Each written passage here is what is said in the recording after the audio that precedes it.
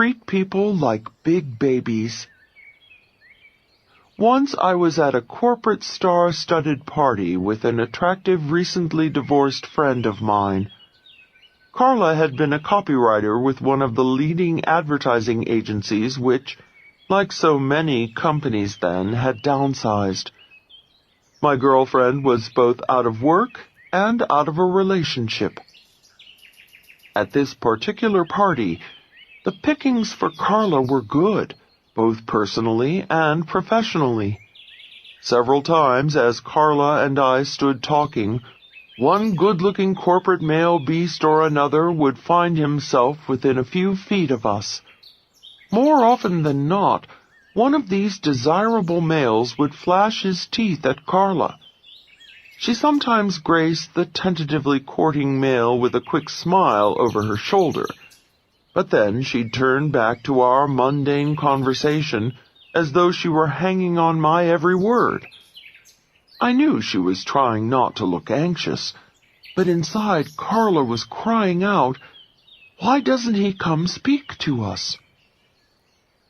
Right after one prize corporate big cat smiled, but, because of Carla's minimal reaction, wandered back into the social jungle, I had to say, "Carla, do you know who that was? He's the head of the Young and Rubicam in Paris. They're looking for copywriters willing to relocate. And he's single." Carla moaned. Just then we heard a little voice down by Carla's left knee. "Hello." We looked down simultaneously. Little 5-year-old Willie, the hostess's adorable young son, was tugging on Carla's skirt, obviously craving attention. "Well, well, well," Carla cried out, a big smile erupting all over her face. Carla turned toward him. Carla kneeled down, touched little Willie's elbow, and crooned, "Well, hello there, Willie. How are you enjoying Mommy's nice party?" Little Willie beamed. When little Willie finally trundled off to tug on the garments of the next group of potential attention-givers, Carla and I returned to our grown-up conversing. During our chat, corporate beasts continued to stalk Carla with their eyes, and she continued casting half-smiles at them.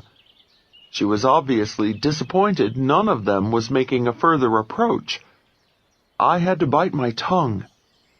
Finally, when I felt it was going to bleed from the pressure of my teeth, I said, "Carla, have you been noticing that 4 or 5 men have come over and smiled at you?"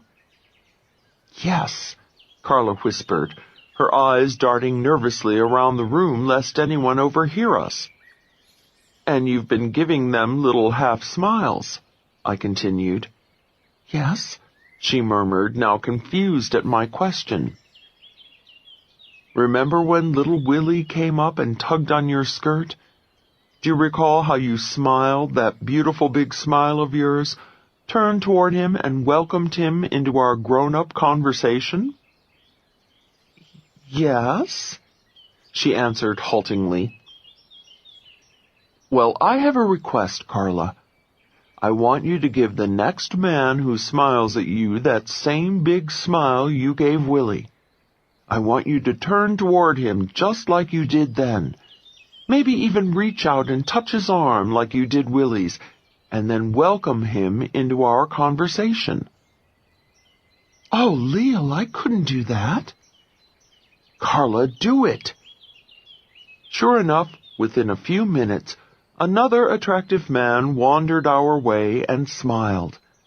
Carla played her role to perfection. She flashed her beautiful teeth, turned fully toward him, and said, "Hello, come join us."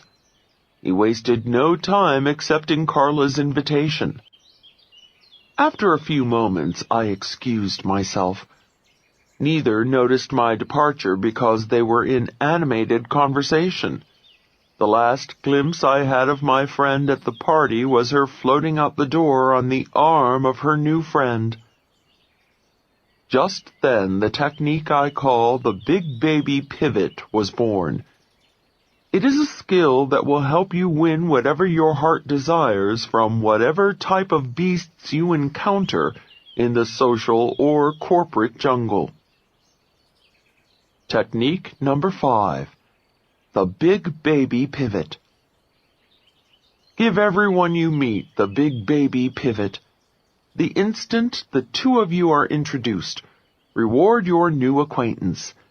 Give the warm smile, the total body turn, and the undivided attention you would give a tiny tyke who crawled up to your feet, turned a precious face up to yours, and beamed a big, toothless grin. Pivoting 100% toward the new person shouts, "I think you are very, very special." Remember, buried deep inside everyone is a big baby who is rattling the crib, wailing out for recognition of how very special he or she is. The following technique reinforces the big baby's suspicion that he or she is indeed the center of the universe. 6. How to make someone feel like an old friend at once. A very wise man with the funny name of Zig once told me, "People don't care how much you know until they know how much you care about them." Zig Ziglar is right. The secret to making people like you is showing how much you like them. Your body is a 24-hour broadcasting station revealing to anyone within eyeshot precisely how you feel at any given moment. Even if your hang-by-your-teeth posture is gaining their respect, your flooding smile and the big baby pivot are making them feel special, and your sticky eyes are capturing their hearts and minds, the rest of your body can reveal any incongruence.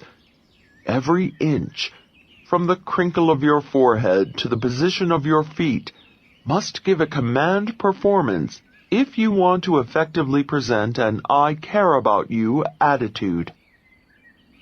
Unfortunately, when meeting someone, our brains are in overdrive. Remember Shakespeare's Julius Caesar? He said of Cassius, "He has a lean and hungry look. He thinks too much. Such men are dangerous." So it is with our brains when conversing with a new acquaintance. Our brains become lean. Some of us are fighting off shyness.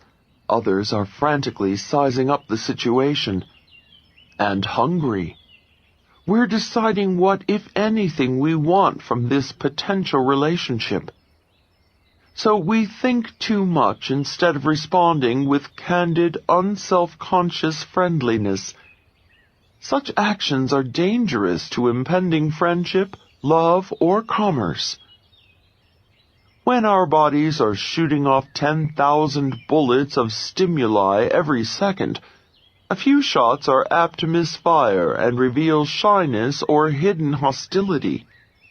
We need a technique to ensure every shot aims right at the heart of our subject. We need to trick our bodies into reacting perfectly. To find it, let's explore the only time we don't need to worry about any shyness or negativity slipping out through our body language. It's when we feel none. That happens when we're chatting with close friends. When we see someone we love or feel completely comfortable with, we respond warmly from head to toe without a thought. Our lips part happily. We step closer. Our arms reach out.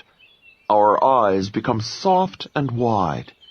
Even our palms turn up and our bodies turn fully toward our dear friend. How to trick your body into doing everything right. Here's a visualization technique that accomplishes all that.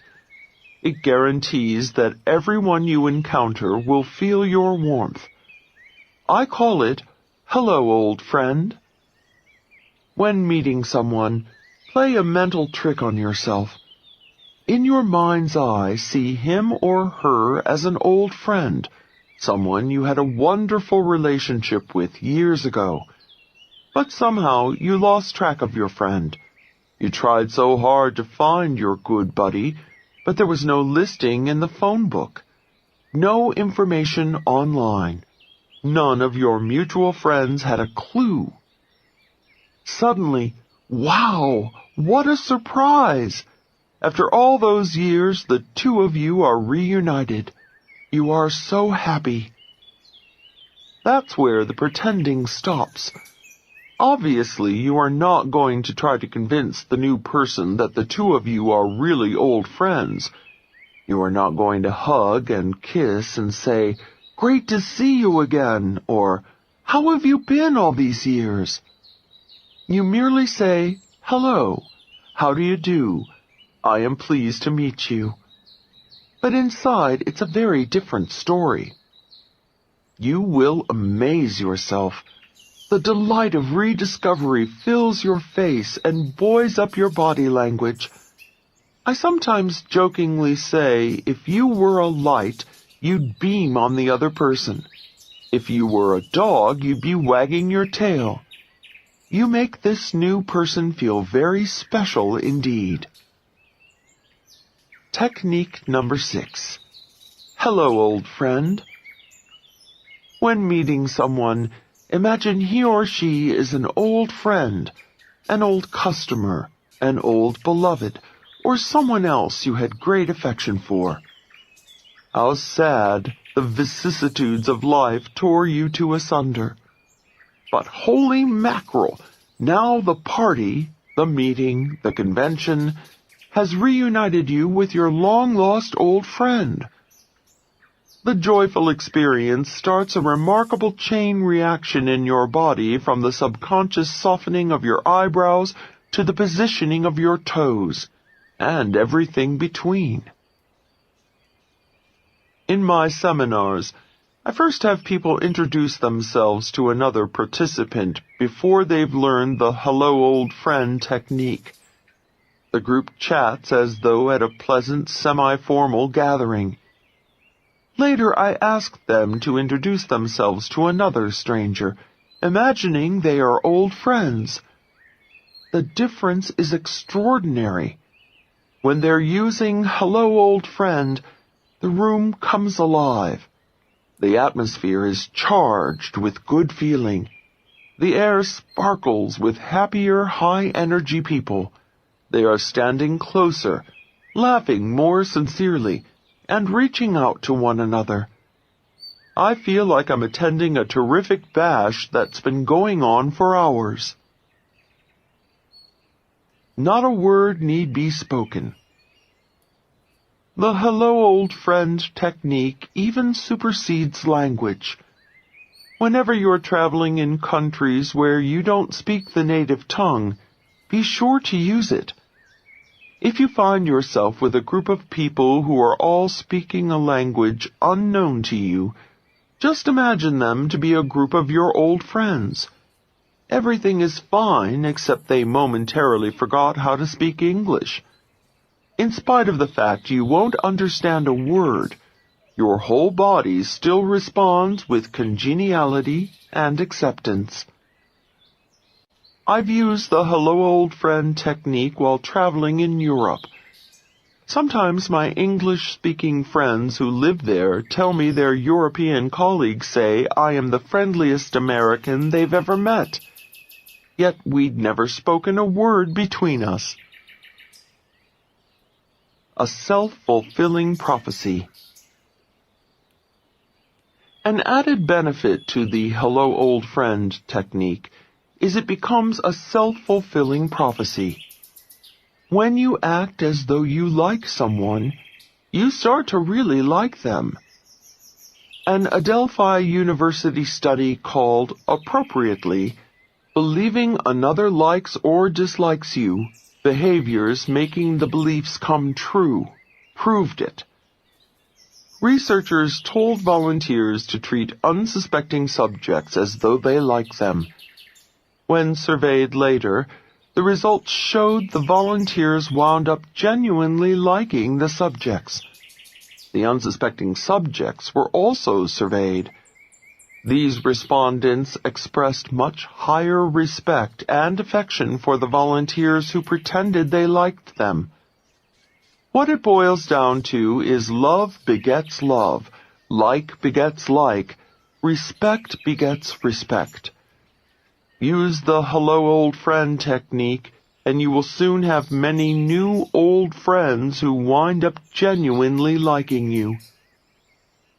You now have all the basics to come across to everyone you meet as a somebody, a friendly somebody. But your job isn't over yet. In addition to being liked, you want to appear credible, intelligent, and sure of yourself. Each of the next 3 techniques accomplishes one of those goals. 7. How to come across as 100% credible to everyone. My friend Helen is a highly respected headhunter. She makes terrific hires for her clients, and I once asked her the secret of her success. Helen replied, "Probably because I can almost always tell when an applicant is lying." "How can you tell?" She said, "Well, just last week I was interviewing a young woman for a position as marketing director for a small firm. Throughout the interview, the applicant had been sitting with her left leg crossed over her right. Her hands were comfortably resting in her lap, and she was looking directly at me. I asked her salary. Without swerving her eyes from mine, she told me. I asked if she enjoyed her work. Still looking directly at me, she said yes. Then I asked her why she left her previous job.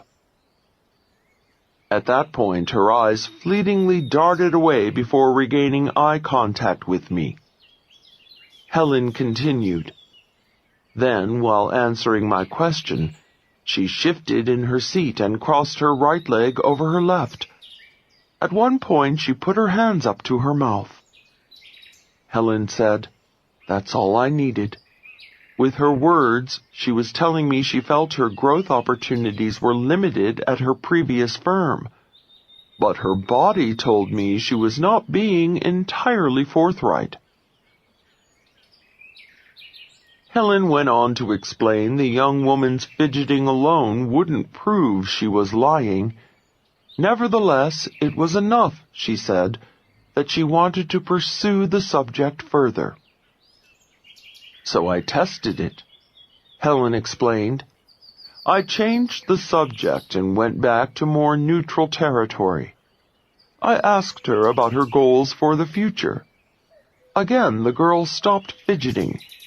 She folded her hands in her lap as she told me how she'd always wanted to work in a small company in order to have hands-on experience with more than one project. Then I repeated my earlier question. I asked again if it was only the lack of growth opportunity that made her leave her previous position.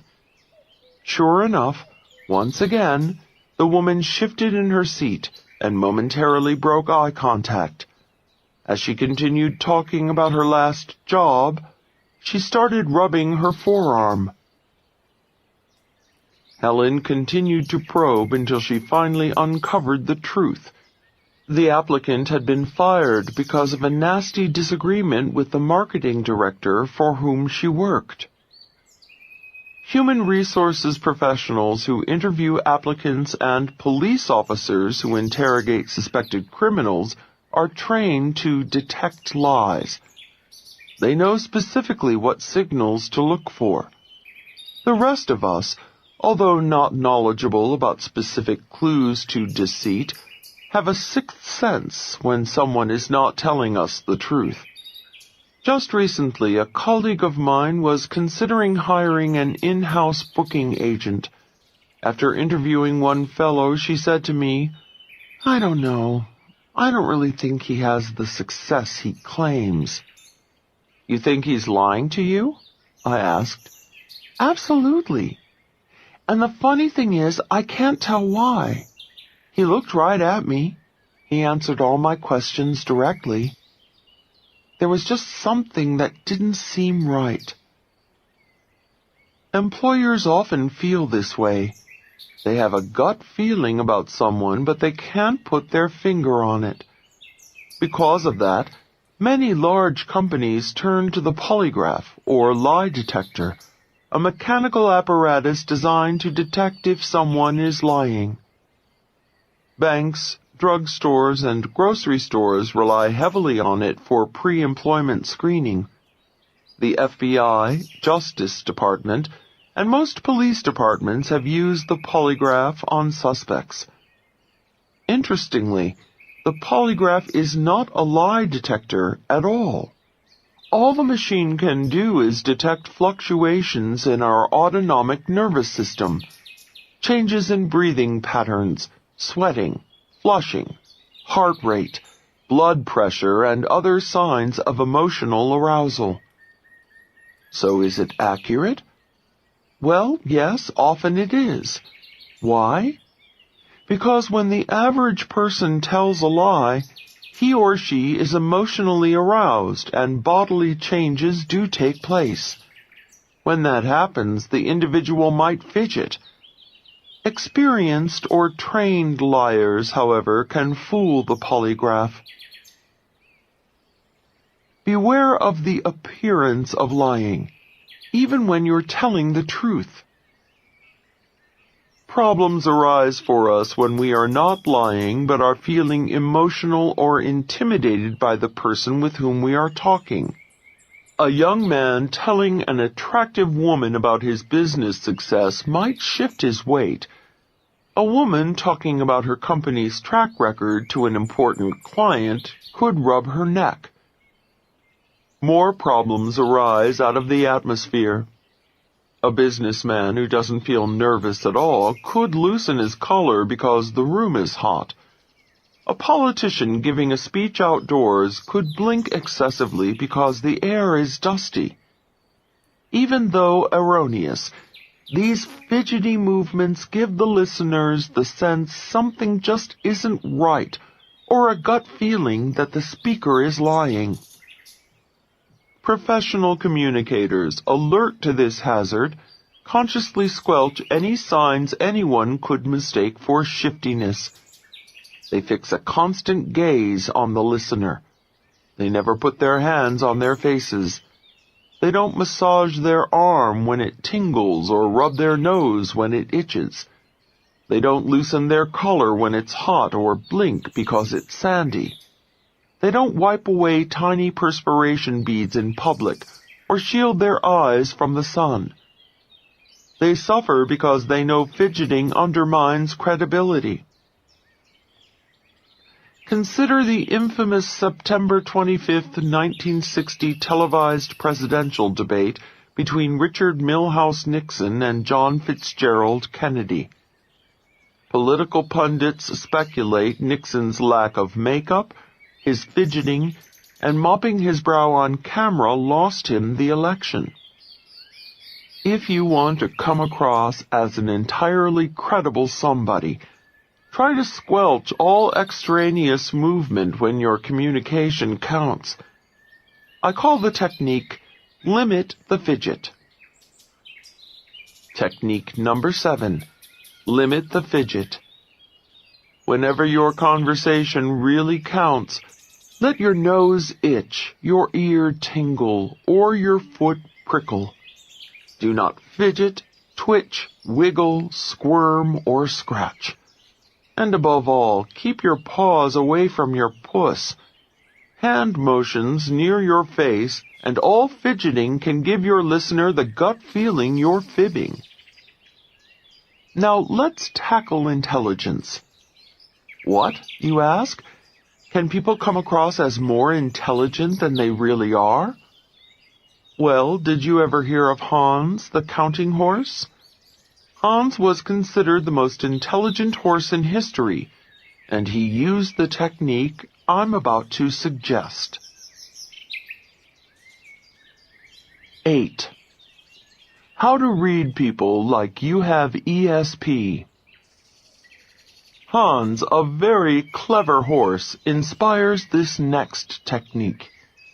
Hans was owned by Herr von Osten, a Berliner, who had trained Hans to do simple arithmetic by tapping his right front hoof. So prodigious was Hans's ability that the horse's fame quickly spread throughout Europe in the early 1900s. He became known as Clever Hans, the counting horse. Herr von Osten taught Hans to do more than just add. Soon the horse could subtract and divide. In time, Clever Hans even mastered the multiplication tables. The horse became quite a phenomenon. Without his owner uttering a single word, Hans could count out the size of his audience, tap the number wearing glasses, or respond to any counting question they asked him. Finally, Hans achieved the ultimate ability that separates man from animal: language. Hans learned the alphabet. By tapping out hoofbeats for each letter, he answered any question about anything humans had read in a newspaper or heard on the radio. He could even answer common questions about history, geography, and human biology. Hans made headlines and was the main topic of discussion at dinner parties throughout Europe. The human horse quickly attracted the attention of scientists, psychology professors, veterinarians, even cavalry officers.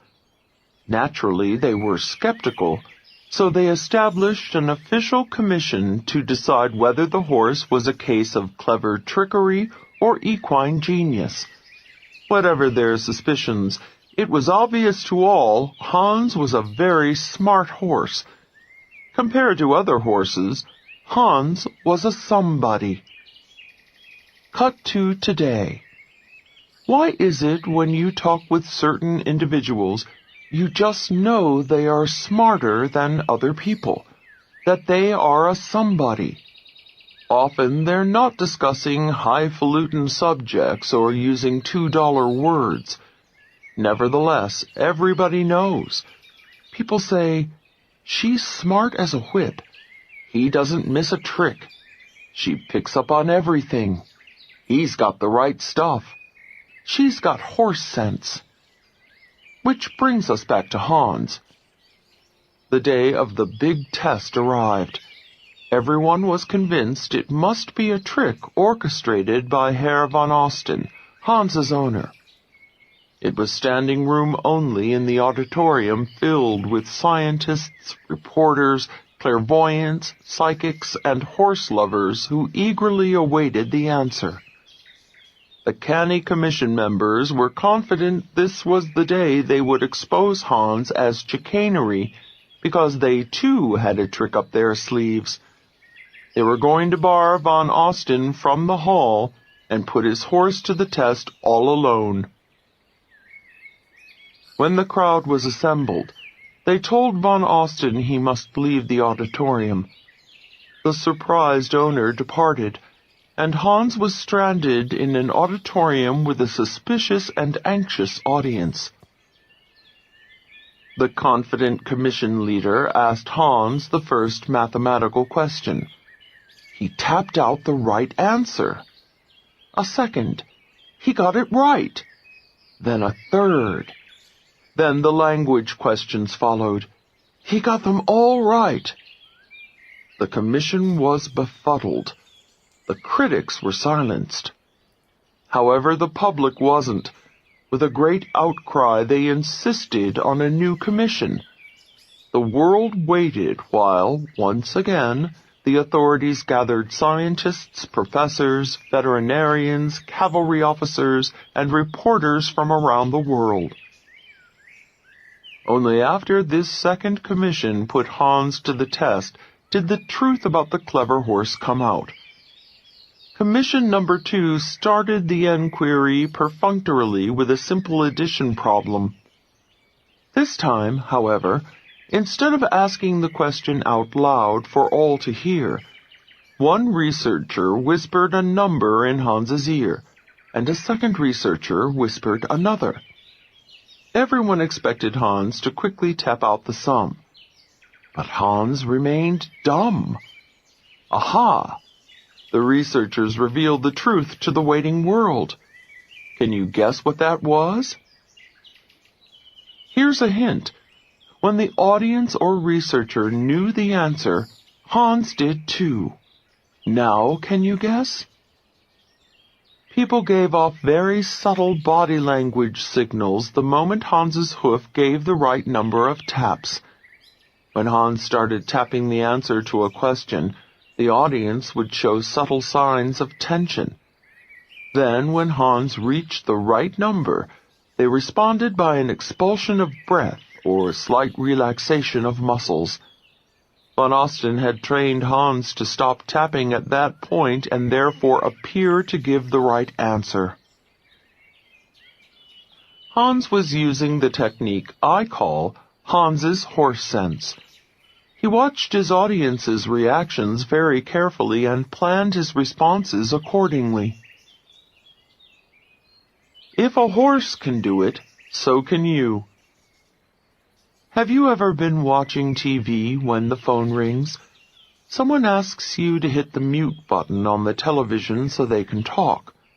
Because there's no sound now, you watch the TV action more carefully. You see performers smiling, scowling, smirking, squinting, and scores of other expressions. You don't miss a bit of the story because just from their expressions you can tell what they're thinking.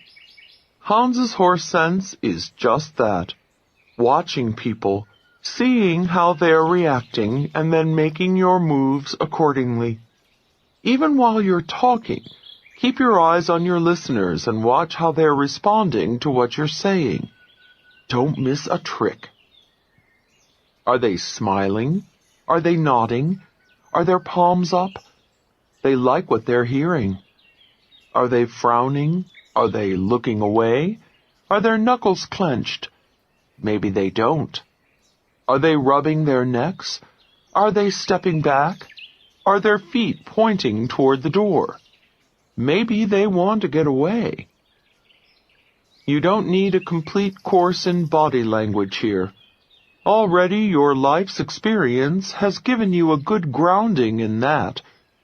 Most people know if their conversation partners step back or look away, they're not interested in what you're saying. When they think you're a pain in the neck, they rub theirs. When they feel superior to you, they steeple their hands. We'll explore more body language specifics in technique number 77, eyeball selling. For the moment, all you need to do is tune to the silent channel being broadcast by the speaker. Technique number 8, Hans's horse sense. Make it a habit to get on a dual track while talking. Express yourself, but keep a keen eye on how your listener is reacting to what you're saying. Then plan your moves accordingly. If a horse can do it, so can a human. People will say you pick up on everything. You never miss a trick. You've got horse sense. You now have 8 techniques to help you come across as a confident, credible, and charismatic person who makes everyone he or she comes in contact with feel like a million. Let's explore one last technique in this section to put it all together and make sure you don't miss a beat. 9. How to make sure you don't miss a single beat. You've seen professional skiing on television? The athlete at the top of the piste, every muscle primed and poised, waiting for the gun to propel him to ultimate victory. Look deeply into his eyes and you'll see he is having an out-of-body experience. In his mind's eye, the skier is swooshing down the slope, zapping back and forth between the poles, and sliding across the finish line in faster time than the world thought possible. The athlete is visualizing. All athletes do it. Divers, runners, jumpers, javelin throwers, lugers, swimmers, skaters, acrobats. They visualize their magic before performing it.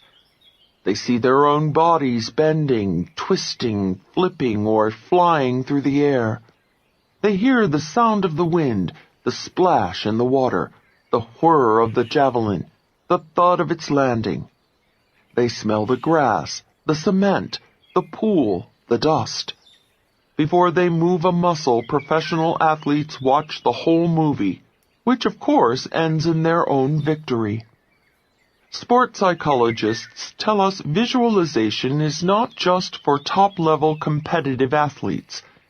Studies show mental rehearsal helps weekend athletes sharpen their golf, their tennis, their running, whatever their favorite activity. Experts agree if you see the pictures, hear the sounds, and feel the movements of your body in your mind before you do the activity, the effect is powerful. 26 miles on my mattress. Psychological mumbo-jumbo? Absolutely not. My friend Richard runs marathons. Once, several years ago, a scant 3 weeks before the big New York marathon, an out-of-control car crashed into Richard's and he was taken to the hospital. He was not badly injured. Nevertheless, his friends felt sorry for him because being laid up 2 weeks in bed would naturally knock him out of the big event. What a surprise when, on that crisp November marathon morning in Central Park, Richard showed up in his little shorts and big running shoes.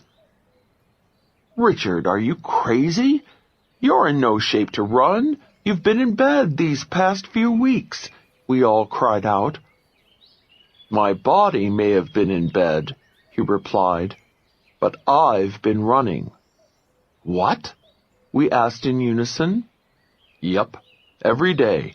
26 miles, 385 yards, right there on my mattress."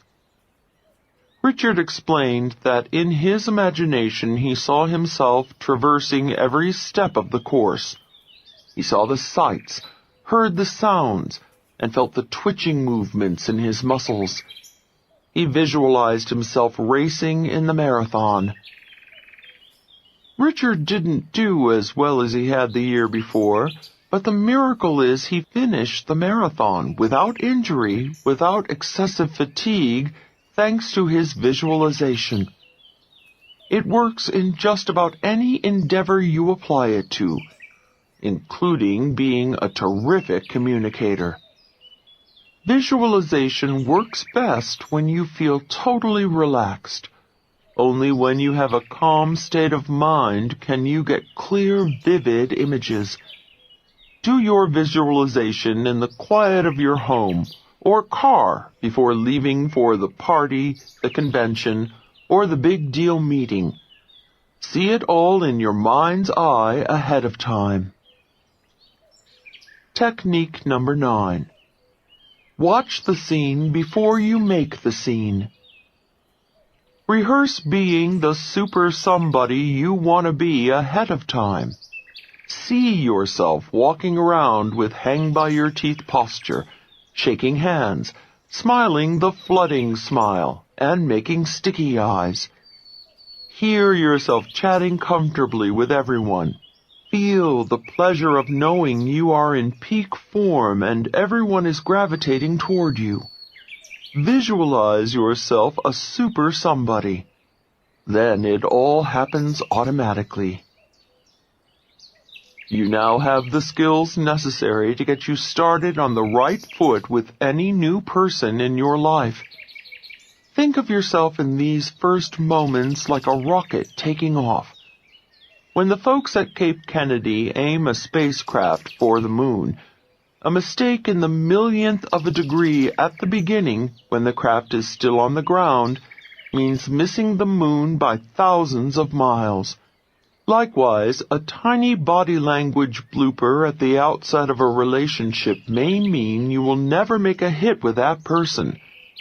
But with the flooding smile, sticky eyes, epoxy eyes, hang by your teeth, the big baby pivot, hello old friend, limit the fidget, Hans's horse sense, and watch the scene before you make the scene, you'll be right on course to get whatever you eventually want from anybody, be it business, friendship, or love. We now move from the silent world to the spoken word. Part 2. How to know what to say after you say hi. Just as the first glimpse should please their eyes, your first word should delight their ears. Your tongue is a welcome mat embossed with either welcome or go away. To make your conversation partner feel welcome, you must master small talk. Small talk. Can you hear the shudder? Those two little words drive a stake into the hearts of some otherwise fearless and undaunted souls. Invite them to a party where they don't know anyone, and it mainlines queasiness into their veins. If this sounds familiar, take consolation from the fact that the brighter the individual, the more he or she detests small talk. When consulting for Fortune 500 companies, I was astounded. Top executives, completely comfortable making big talk with their boards of directors or addressing their stockholders, confessed they felt like little lost children at parties where the prater was less than prodigious.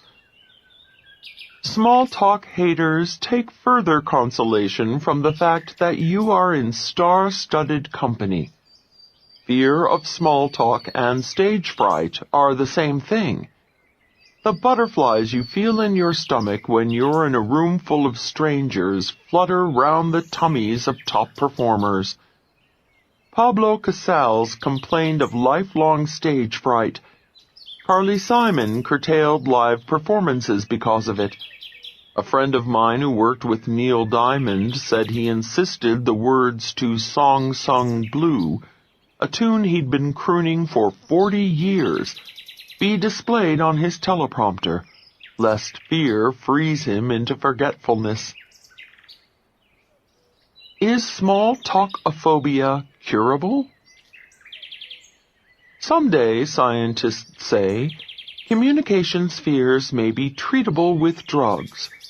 They're already experimenting with Prozac to change people's personalities, but some fear disastrous side effects.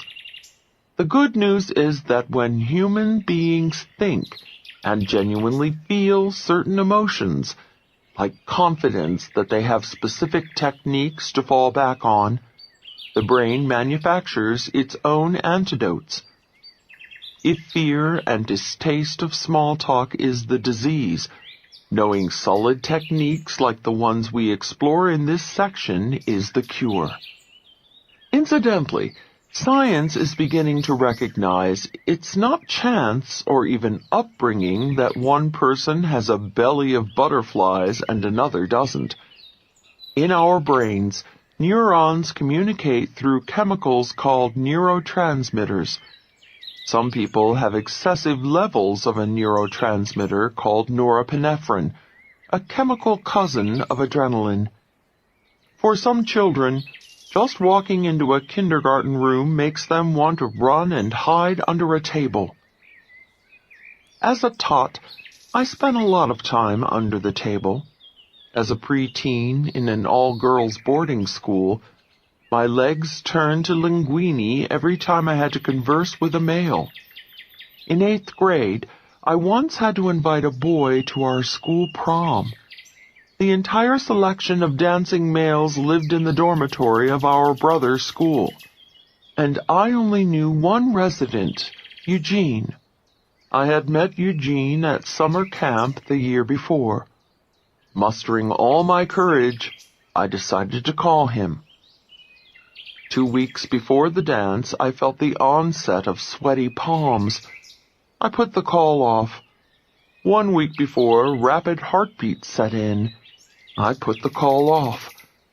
Finally, 3 days before the big bash, breathing became difficult. Time was running out. The critical moment, I rationalized, would be easier if I read from a script. I wrote out the following. Hi, this is Leal. We met at camp last summer, remember? I programmed in a pause where I hoped he would say yes. Well, National Cathedral School's prom is this Saturday night, and I'd like you to be my date. I programmed in another pause where I prayed he'd say yes. On Thursday before the dance, I could no longer delay the inevitable. I picked up the receiver and dialed. Clutching the phone, waiting for Eugene to answer, my eyes followed perspiration droplets rolling down my arm and dripping off my elbow. A small, salty puddle was forming around my feet. Hello? A sexy, deep male voice answered the dorm phone. In faster-than-a-speeding-bullet voice, like a nervous novice telemarketer, I shot out, Hi, this is Leo. We met at camp last summer, remember? Forgetting to pause for his assent, I raced on. Well, National Cathedral School's prom is this Saturday night, and I'd like you to be my date. To my relief and delight, I heard a big, cheerful, Oh, that's great. I'd love to. I exhaled my first normal breath all day. He continued, I'll pick you up at the girls' dorm at 7:30. I'll have a pink carnation for you. Will that go with your dress? And my name is Donnie. Donnie? Donnie? Who said anything about Donnie? Well, Donnie turned out to be the best date I had that decade. Donnie had buck teeth, a head full of tousled red hair, and communication skills that immediately put me at ease. On Saturday night, Donnie greeted me at the door, carnation in hand and grin on face. He joked self-deprecatingly about how he was dying to go to the prom, so, knowing it was a case of mistaken identity, he accepted anyway. He told me he was thrilled when the girl with the lovely voice called, and he took full responsibility for tricking me into an invitation. Donnie made me comfortable and confident as we chatted. First, we made small talk, and then he gradually led me into subjects I was interested in. I flipped over Donnie, and he became my very first boyfriend. Donnie instinctively had the small talk skills that we are now going to fashion into techniques to help you glide through small talk like a hot knife through butter. When you master them, you will be able, like Donnie, to melt the heart of everyone you touch. The goal of how to talk to anyone is not, of course, to make you a small talk whiz and stop there. The aim is to make you a dynamic conversationalist and forceful communicator. However, small talk is the first crucial step toward that goal. 10. How to start great small talk. You've been there. You're introduced to someone at a party or business meeting.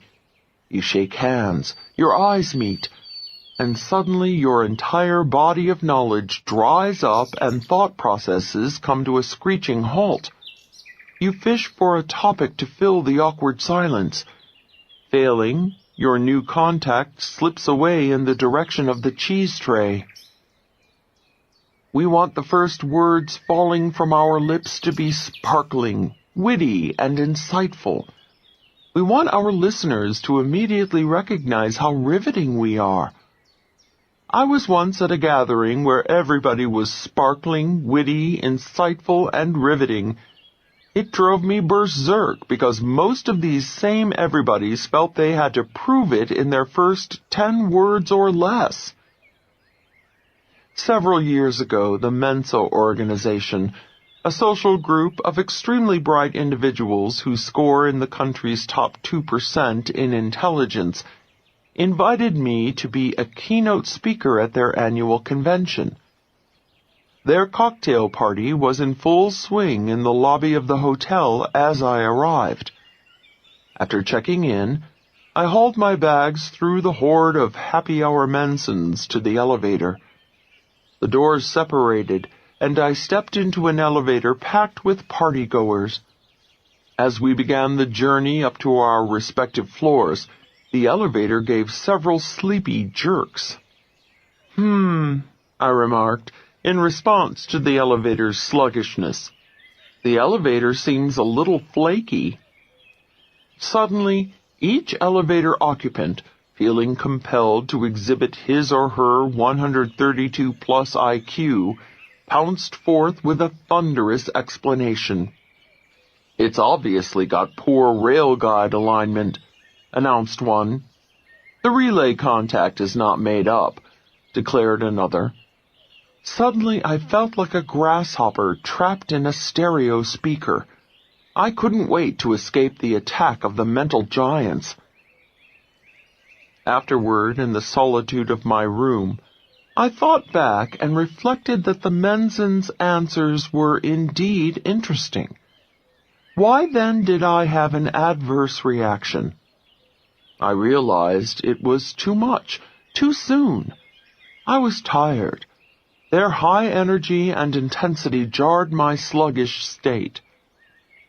You see, small talk is not about facts or words. It's about music, about melody. Small talk is about putting people at ease. It's about making comforting noises together like cats purring, children humming, or groups chanting. You must first match your listener's mood. Like repeating the note on the music teacher's harmonica, top communicators pick up on their listener's tone of voice and duplicate it. Instead of jumping in with such intensity, the Mensons could have momentarily matched my lethargic mood by saying, "Yes, it is slow, isn't it?" Had they then prefaced their information with, "Have you ever been curious why an elevator is slow?" I would have responded with a sincere, "Yes, I have." After a moment of equalized energy levels, I would have welcomed their explanations about the rail guard alignment or whatever the heck it was, and friendships might have started. I'm sure you've suffered the aggression of a mood mismatch. Have you ever been relaxing when some overexcited, hot-breathed colleague starts pounding you with questions? Or the reverse. You're late, rushing to a meeting, when an associate stops you and starts lazily narrating a long, languorous story. No matter how interesting the tale, you don't want to hear it now. The first step in starting a conversation without strangling it is to match your listener's mood, if only for a sentence or two. When it comes to small talk, think music, not words. Is your listener adagio or allegro? Match that pace. I call it make a mood match. Matching their mood can make or break the sale. Matching customers' moods is crucial for salespeople. Some years ago, I decided to throw a surprise party for my best friend Stella. It was going to be a triple whammy party because she was celebrating 3 events. 1, it was Stella's birthday. 2, she was newly engaged. And 3, Stella had just landed her dream job. She had been my buddy since grade school, and I was floating on air over her birthday engagement congratulations bash. I had heard one of the best French restaurants in town had an attractive back room for parties. About 5 p.m. one afternoon, I wafted happily into the restaurant and found the seated maître d' languidly looking over his reservation book. I began excitedly babbling about Stella's triple whammy celebration, and asked to see that fabulous back room I'd heard so much about. Without a smile or moving a muscle, he said, "The room is in the back. You can go see it if you like." Crash! What a party pooper! His morose mood kicked all the party spirit out of me, and I no longer wanted to rent his stupid space. Before I even looked at the room, he lost the rental. I left his restaurant vowing to find a place where the management would at least appear to share the joy of the happy occasion. Every mother knows this instinctively. To quiet a whimpering infant, Mama doesn't just shake her finger and shout, "Quiet down!" No, Mama picks baby up. Mama cries, "Ooh, ooh, oh," sympathetically matching baby's misery for a few moments. Mama then gradually transitions the two of them into hush-hush happy sounds. Your listeners are all big babies. Match their mood if you want them to stop crying, start buying, or otherwise come round to your way of thinking. Technique number 10. Make a mood match. Before opening your mouth, take a voice sample of your listener to detect his or her state of mind. Take a psychic photograph of the expression to see if your listener looks buoyant, bored, or blitzed. If you ever want to bring people around to your thoughts, you must match their mood and voice tone, if only for a moment. 11. How to sound like you've got a super personality, no matter what you're saying. Once, while at a party, I spotted a fellow surrounded by a fan club of avid listeners. The chap was smiling, gesticulating, and obviously enthralling his audience. I went over to hearken to this fascinating speaker. I joined his throng of admirers and eavesdropped for a minute or two. Suddenly, it dawned on me.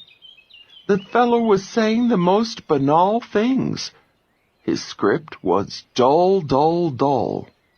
But he was delivering his prosaic observations with such passion, and therefore he held the group spellbound.